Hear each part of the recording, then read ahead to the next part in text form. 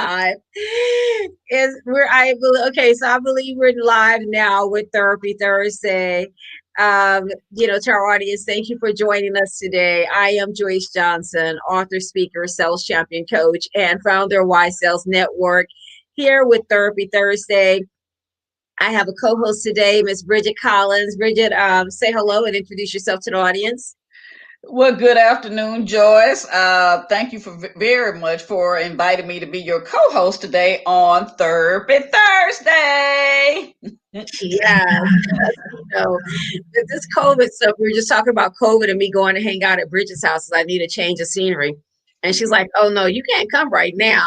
Because normally over the years, throughout the years, when I've needed a break, mental, emotional break, I will go to my friend Bridget's house and go to, her guest room and I'm like, don't bother me for a day or maybe two.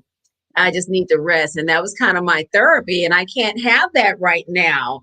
Right. So stop shaking your head, Bridget. I'm So she said sorry. I can't come to her house right now. So hey, here we are on Therapy Thursday. As you guys may know, that we created Therapy Thursday series because as I began to write my book, actually, from a class that I took on diversity and inclusion, begin to write my book, No Back Doors for Me. It's about my challenges with, racism, sexism, what have you, through my corporate America life. I wanted to share my stories with other women of color to let them know that, yes, these things happen. No, you're not imagining it. Yes, it's tough. Also, share some ways that I overcame some of it at certain times and how I handled them and the impact that it had to my life. And so I was going through all this. You can imagine that it's been a painful journey and sometimes to write it down. And so I said, I'm gonna need some therapy. And so we came up with Therapy Thursday and in all, jokiness, but in the seriousness, really, um, I realized that I had, just experienced some trauma that I hadn't dealt with. Trauma for myself, for things I was dealing with, and trauma from people that I was mentoring and their stories that they were sharing with me. So, welcome everyone to Therapy Thursday. So, I invited Bridget to co host today because there's a chapter in my book titled Reminder That I'm Black, Reminder that you are Black. And so, that experience comes from me starting, a job with the state of Texas and having my first experience of kind of like some racism and having to write a rebuttal and the challenges that I received there. So Bridget was one of the first people that I met when I went to start that job. And so we have this ongoing joke that and it's in my book, when I drove into the parking lot, it was in a little city called Channelview. My daddy was like, don't be caught in Channelview in the dark. It's a little city outside of Houston. And Channelview may not be that way now, but it was one of those cities where not many African Americans lived. And he was like, don't get caught in the dark in Channelview.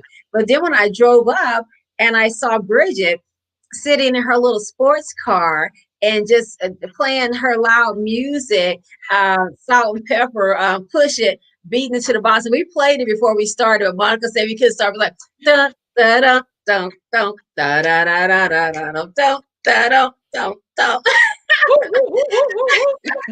Push it. Oh So my.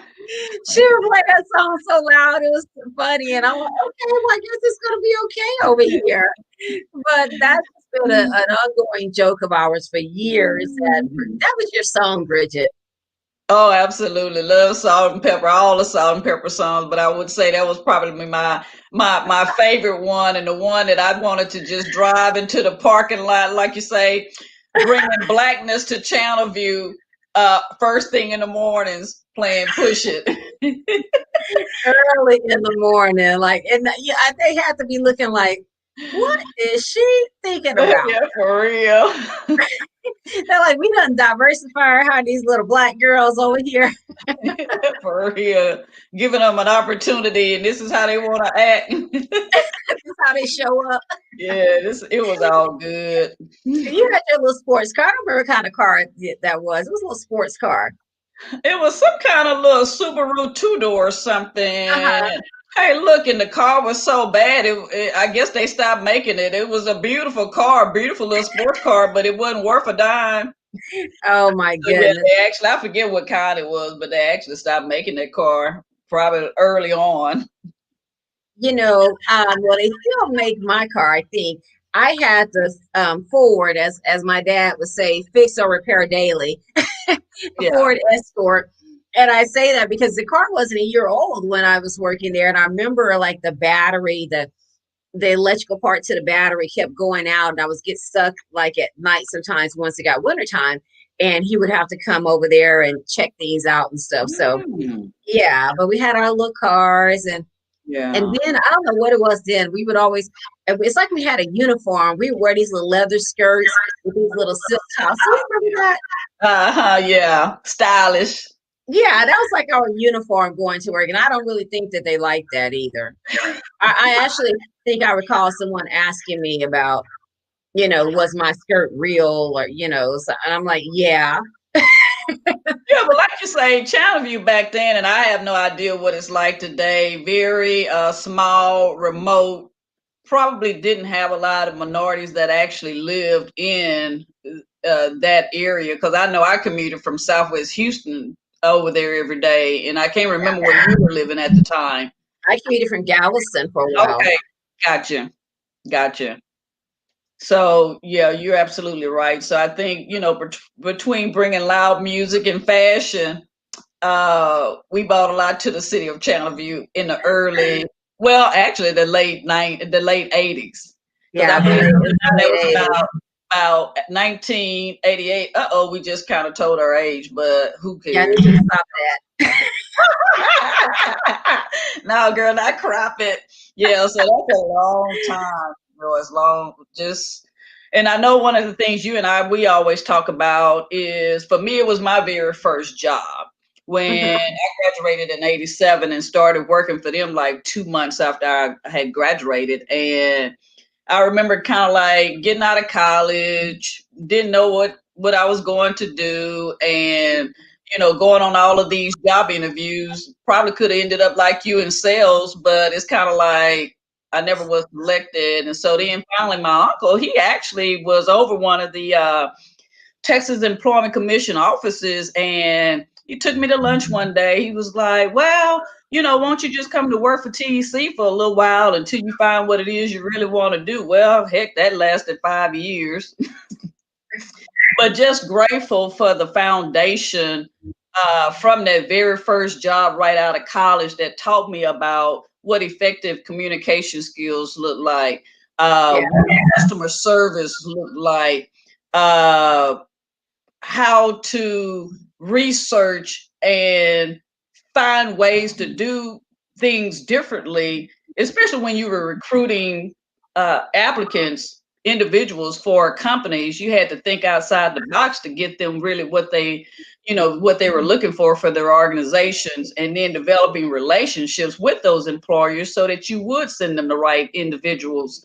And then I think most critical though, and as I look at politics in the news today, and it's all about transparency, it's about being honest, it's about not lying. And this is a story I don't know that I've ever shared it publicly, but before they moved me to the job placement side, I was in claims for maybe a couple of months. And Okay. So you were there in claims before I got to claims. yeah, and so young out of college, and I think I have got to get somebody to sign, like probably like the unemployment document. So I just thought to myself, well, let me just sign it for them. Oh no. Well, I told her I Can't had to do do that. it. So anyway, so I guess the people must have found out that I had signed this person's unemployment claim, and really that I could have gotten fired Yeah. that because of what I had done. But they wrote me a long letter about, what it is I had done, the investigative process, and Oh, the no, Johnny. whatever the infraction was, and if I ever did anything like that, termination, how the language reads. And I just thought to myself, from that point, and that was over 30 years ago, I've never been written up for anything else because it taught me if you make a mistake, it's Yeah. okay. Own it, correct it, take responsibility for it, and keep it moving.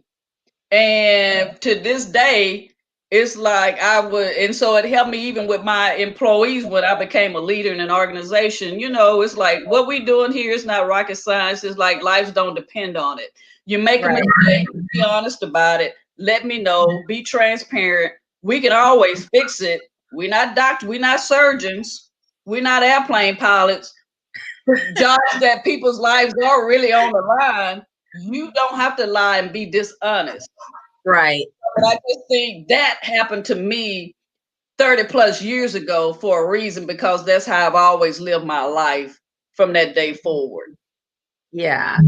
Hand slap for that, Miss Bridget. But yeah, that but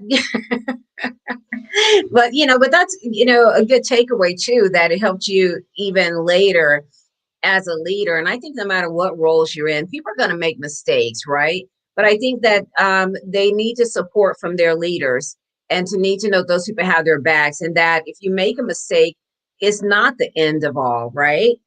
But I think most important, what I've learned too, is that from what you're saying, is that it's important for leaders to support their people. A lot of leaders get caught up in their own self and their own careers, and what they want out of it and what's in it for them. And really, as a leader, your responsibility is to encourage others to be able to do more, impact more, and and support them in their journey. I can tell you a couple of things I learned from there, which is resonating in real time right now in this country, is that as I was taking claims early on, I realized not to be married to a job. And sometimes I've tried to marry myself to organizations. I stayed longer than I should have. But because things happen and things change, I remember taking claims for people that had earned, hundreds of thousands of dollars the year before, and now they were unemployed, laid off, or what have you. And they were going to have to get this $1,200 a month check and hope to pay some bills. And I realized early on that the reality of that, and what it also taught me though, was compassion. Compassion and empathy for people and their situations, because things happen and they could happen to me, and they did, right? I've experienced layoffs and different things, and with jobs. And so I learned that early on from that job, that, one, things happens and maybe you need to be prepared for them. And then also just compassion, having compassion and empathy for others. Exactly. It's interesting that you would say that because on the job placement side, you always wanted to understand why someone was sitting in front of you. Was it due to a layoff, reduction in force? Was it because they've resigned to seek other opportunities, or were they terminated? And when you talk about life happens, a lot of scenarios that I actually saw were people who had gotten caught up into the drug scene. We're talking about people that made a lot of money and just made decisions about their drug usage that ultimately got themselves terminated. And so uh I don't know if that was kind of like something for me. Don't do drugs. Because like you say, I saw the destruction that, and I want to say it was probably about the time that New Jack City came out, and I don't know if you remember the movie and how they just had this I empire do. when crack cocaine came on the scene. And I was seeing a lot of folks that were products of that and had lost major jobs, uh, destroyed their families, and now they're trying to figure out how they're going to pick up the pieces and move on. Right. And and here we are, so many years later. I won't say the years, but so many years later, that's still relevant, is still happening, right? People are still making those decisions for whatever reason, and it's causing disruption in their lives, and and in their families' lives.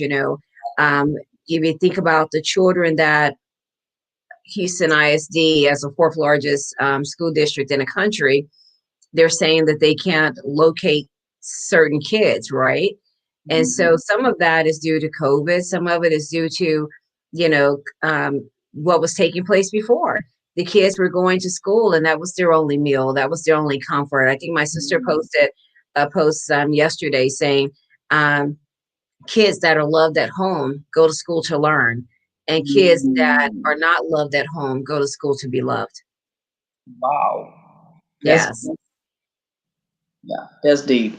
Yeah. And fed, they go to school to be loved and be fed because they're not getting, food at home, or they're being abused at home. And so there's a lot of kids now that, are not engaged in the school system. And some of it is, because what's happened in the world. And some of it is because decisions that their parents have made that unfortunately wasn't the best for the family.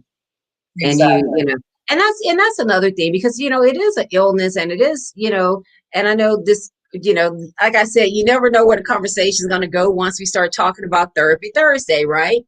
And so, that's one of the things that, concerned me in the media recently, when people kept talking about, former Vice President or President-elect Joe Biden's son about drug use, because it is an illness, and it is something that people can, some people can do drugs and it'll never impact them or never stay with them. They can do it recreational, but many people do drugs and it changes their lives forever.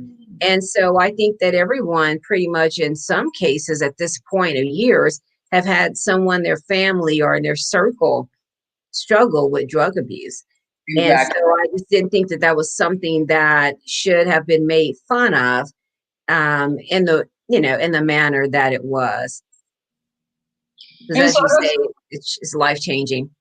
right, and it's so unfortunate. And so as we talk about our early years in the workplace and seeing individuals who had made some bad choices, and how they're figuring out now how to repair whatever it is or find whatever it is that had been lost, it helped us with being compassionate individuals, empathetic towards people in their situations going forward in life.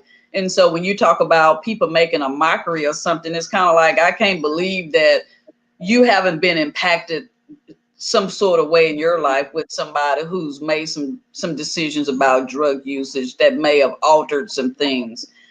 But I think that's just a society. I think people tend to forget. Well, Yes. yeah. Or, And maybe they haven't experienced it, so they said, "Oh, well, it's not me. It's not something I've experienced," and so they're just a loss for that compassion.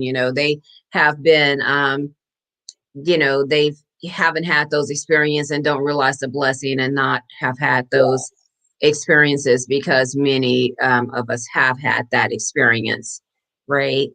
exactly. Exactly. One thing I write about in the book also is, in this particular chapter, is how I did have that first sales job out of college. And then when I let fear overtake me, because I was out in the field by myself and what have you. And I was running and running, excited the first days. And then as the months passed, it, like, ugh. And so had decided I was going to move home to Galveston. And when I went to, I guess a day or two before I went to decide I was going to actually make that move, there was a letter in the mail to start the job, with the employment agency, but I decided to still go ahead and move home for a while. But then when I got there, so I made up my mind. I had a plan when I got there, and that plan was to learn everything I could as fast as I could, or as soon as I could, and to outwork everyone else. Right? I decided that that wouldn't happen to me again, where I let fear take over and I didn't perform as I knew I could. And so I did just that. And I remember getting my first review, and it has my little subtitle there, "What is a rebuttal?" Because I remember getting my first little review, and it said that I had done 30% of the work for the whole team. So there was a team of maybe 8 people, and I had done 30% of the work, 30% of the claims I processed.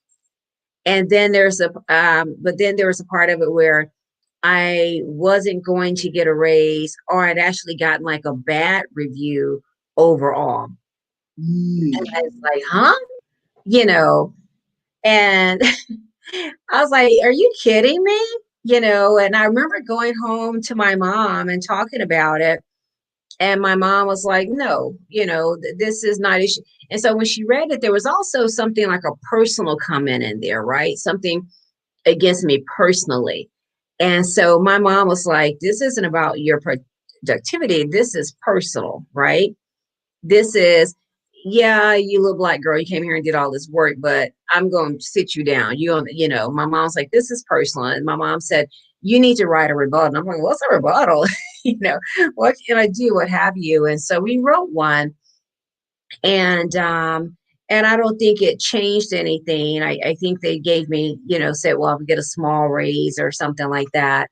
But I think that was one of my things coming out of college, that when like I said, the chapter is a reminder that I'm Black. I went to an HBCU where you get huddled over a little bit. You get all type of experiences you want. You have great mentors and people pushing you forward. And then here I was in a workforce with a plan, jumping in there with a plan, working as hard as I could, producing, and then I get this review, and I'm just looking at the part, of the performance. But then my mom would say, she's like, this is personal. This is more than just your performance, and we're gonna push back on this. We're gonna put something together and push back on this. So then I go back to work, and I'm like trying to pull all the documents and things together that we need to write something for this rebuttal. But that was the first time that I actually had to write a rebuttal, and that I was actually, performing, but then judged because, you know, he rather was, I'm thinking this is color of my skin. and So it was an early on experience, and it was not experience to have early on. Well, but you know what, Joyce? I think it's a powerful testimony for you to share with the new generation that's coming now. Having been in HR for the last 30 plus years, I see individuals who just take a bad review or comments and don't do anything about it. You learned at an early age, probably because your mom shared with you. It's kind of like, oh no, you don't have to just settle for this. Let's pull out the policy and see what the policy says about XYZ. And a lot of people today still don't understand their rights as an employee, and that the company has policies in place to protect you. And so when you feel like something has happened to you that you don't necessarily agree with, or it could be retaliatory, or it could be a racist act, that you've got an outlet, and that Yeah. you understand gathering the facts, outlining your points about whatever it is that's happened to you, and there's a process with any company in place that you can submit that to whether it's a grievance or whatever that company is calling it, for you to share and hopefully have a better outcome or a modified outcome. Even with you saying, well, you don't think anything changed, maybe you got a smaller percentage of a raise, but you acted. And I think that's what And I gotta most say, people today need to understand. Don't just sit, act. Access the policies, read the policies to see what your options are. right. And that's a great point, Bridget, because throughout my career, gosh, been a lot of times not there, but being the first and only in many places and experiencing so many things. And I've handled, things differently depending on where I was, and what it cost for. There was a rebuttal. There was place I had to go to EEOC. There's places where I've just had to write letters, push back, go to HR, what have you. And so as I said, in my book, not only do I want to talk about the experiences and let people know that yes, they happen. Yes, it's not, your imagination and things, but I also want to share how I dealt with some of these things and some of the tools that I learned. Not just, the things of, having to write rebuttals or, you know, go to court, mediation, whatever it is, but just some of the strategies I also use in kind of pushing back to people and holding people accountable and kind of managing up a little bit to say, really, do you think this is the way to go? Do you think that this is the way we should handle this? And then, I mean, I've even gone to the employee assistance, program before and engaged in counseling to help me at, certain jobs with just being able to talk it out with someone that I didn't know. So, like I said, the book No Back Doors for me, yes, it's going to talk about the challenges that I've had with isms.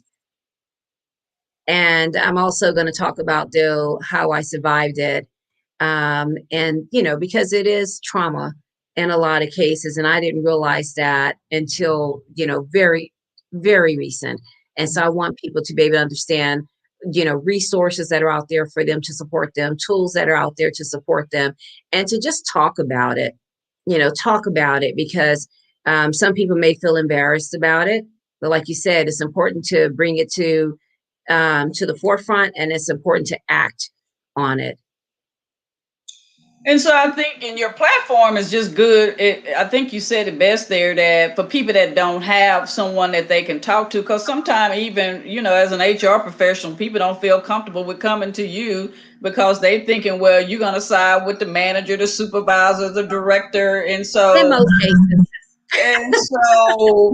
a platform like yours is a good avenue for people to have a voice to just kind of share and get maybe a different perspective. Because when you talk about the isms, and I don't know necessarily, when I left the Texas Employment Commission, I went to Huntsville, Texas, where I worked for a law enforcement agency, first professional person as one of their recruiters. And I can remember my very first day walking into the break room. And, I'm excited because these people have hired me as their recruiter. I didn't see anybody like when you drove up that day that looked like me, but, it's all good. As they say now, was the first, and hopefully I wasn't the last. And so, but I just remember speaking to this Caucasian gentleman, good morning, how you doing? Because I'm excited. This is my first day. Yeah. He just basically ignored me and walked out. Er? And it's like I'm thinking, like, oh my goodness. To clutch And I'm myself. young, and like you said, I'm real young at this time still, like probably like my, around about 27 or 28 or something. And I'm just thinking, wow, did he just do that? But you know what? It was okay, because I knew, well, whenever I saw him again, Bridget wasn't going to be the one speaking.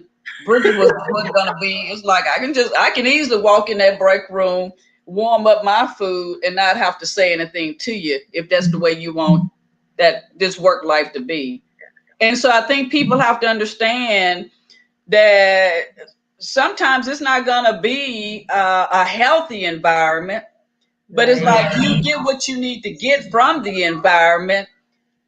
Always know that you've got a strategy that's going to lead you elsewhere. You're only here for the time being to get whatever it is that you need to get in terms of skills, knowledge, education, to move on.